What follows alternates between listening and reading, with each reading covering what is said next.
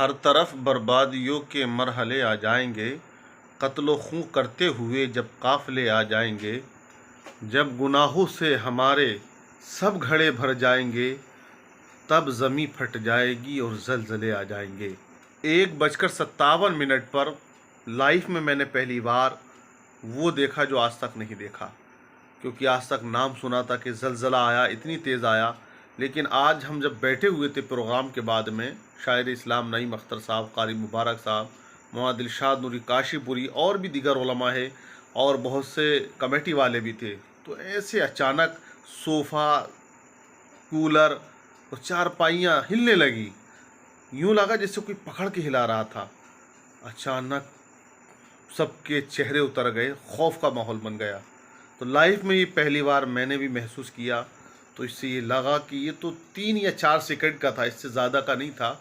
इतने समझ पाते इतने ख़त्म हो चुका था, लेकिन झटका बहुत तेज़ था और पूरे हिंदुस्तान के अंदर से ये खबरें आ रही हैं। दिल्ली हो, उत्तराखंड हो, ये प्रोग्राम भी उत्तराखंड में था, या उत्तर प्रदेश हो, तो बहुत से इलाक़ों में ये झटके महसूस किए गए हैं। लेकिन इस बात से ये अंदाज़ा लगाया जा सकता है कि ये तो हल्की सी ज़मीन हिली है, तो खौफ का ये आलम है। लेकिन कुरान पाक ने जिस ज़मीन के हिलने का ज़िक्र किया है वो कैसा होगा। अल्लाह कुरान में फरमाता है, इज़ा ज़ुलज़िलतिल अर्दु ज़िलज़ालहा व अख़रजतिल अर्दु अस्क़ालहा व क़ालल इंसानु मा लहा, कि ज़मीन को हिला दिया जाएगा, ज़मीन अपने बोझ को बाहर निकालेगी।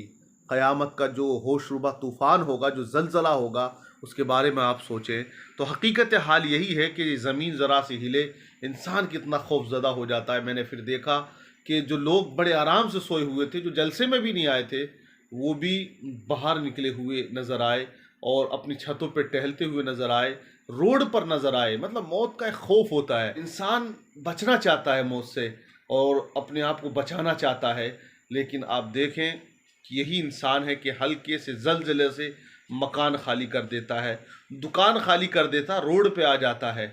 लेकिन यही वो इंसान भी है कि नमाज का जब वक्त होता है तो ये मस्जिद तक नहीं जा पाता है। तो मरना सभी को है, मौत बरहक है, लेकिन वाकई ऐसे झटके महसूस करना, अपने आप में देखना खुद को, तो एक अजीब सी कैफियत है। इस वक्त 3:10 हो चुके हैं, मैं भी नहीं सोया, मैं भी अभी पहुंचा हूँ प्रोग्राम करके। लेकिन पूरे रास्ते, पूरे सफ़र में यही एक फीलिंग रही कि ये क्या क्या था, ये वो ज़मीन जिस पर हम चलते हैं, रहते हैं, और वो लोग जो अपने आप पर घमंड करते हैं, अपनी ताकत पर और अपनी मिसाइल पर, अपने बम और बारूद पर। लेकिन अल्लाह की कुदरत देखें कि ज़रा सी अगर ज़मीन हिल जाए तो कितना खौफ पैदा हो जाता है, लोग किस तरह से डर जाया करते हैं। और अल्लाह ने कुरान पाक में इस ज़लज़ले का और भी ज़िक्र किया है, या अय्युहन्नासुत्तक़ू रब्बकुम इन्ना ज़लज़लतस्साअति शैउन अज़ीम, ऐ लोगो डरो अपने रब से, इन्ना ज़लज़लतस्साअति शैउन अज़ीम, बेशक जो क़यामत का ज़लज़ला है वो बहुत ख़तरनाक है। ऐसा होगा कि हामला ऊँटनी जो अपने बच्चे के लिए बहुत फ़िक्रमंद होती है, उस दिन वो फ़िक्रमंद ना रहेगी, उसे कोई ख्याल ना होगा अपने बच्चे का भी। तो आप अंदाज़ा लगा सकते हो वो कैसा ज़लज़ला होगा। तो ज़लज़ले आते हैं और आपने देखा कितनी तबाहियाँ होती हैं। तो मुझे तो वो शेर याद आया है कि हर तरफ बर्बादियों के मरहले आ जाएंगे, कत्लो खूं करते हुए जब काफ़िले आ जाएंगे, जब गुनाहों से हमारे सब घड़े भर जाएंगे, तब ज़मीं फट जाएगी और ज़लज़ले आ जाएंगे। तो अल्लाह ताला तमाम मुसलमानों को महफूज रखे, अपनी अमान में रखे और तमाम अज़ाब को दूर फरमाए। और ये अज़ाब है, ये नबी का सदका है कि टल रहा है, क्योंकि खाक मुझ में कोई कमाल रखा है, बस मुस्तफ़ा ने संभाल रखा है।